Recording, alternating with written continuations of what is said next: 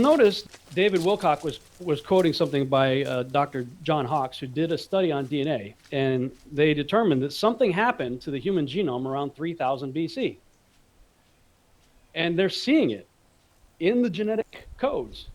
Something happened. Well, I mean, when I saw that, I was freaking out because I'd already established that long before I even saw that episode, just using the canonized and the biblically endorsed text.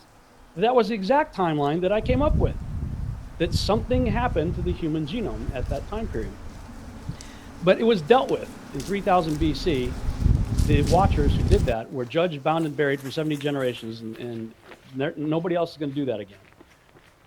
So then we have the birth of Noah. So what happened? By the time the Genesis 6 experiment took place about 1,200 years before the flood. 500 years, the first generation Nephilim are done, and the parents are judged, bound, and buried. So we still got about 700 years to go to the flood. And I'm going, well, what happened in the 700 years that got God so upset that he had to wipe out the whole world? And that's when I started drilling in deeper and deeper and deeper, and discovered that there was actually a pre-flood return of the Nephilim. And when you use those ancient texts, and again, I don't need to consider them to be scripture. How many of you know truth exists outside of scripture? I read a manual, told me how to work this computer. Not in scripture, but it was true. I've had math books, told me 2 + 2, right? That was true. Not in scripture. So truth does exist apart from scripture. So I just look at it as additional information. If I see something that contradicts the canonized text, I throw it out. You know, the canonized text is going to take precedence.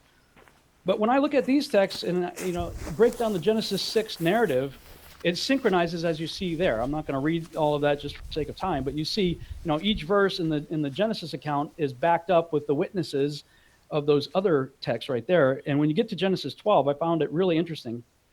Genesis 6:12.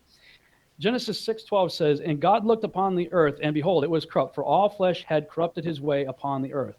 That's all we get. Well, how did that happen? How did all flesh get corrupted?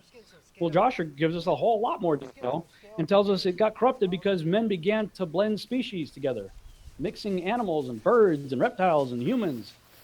And Jubilees backs it up.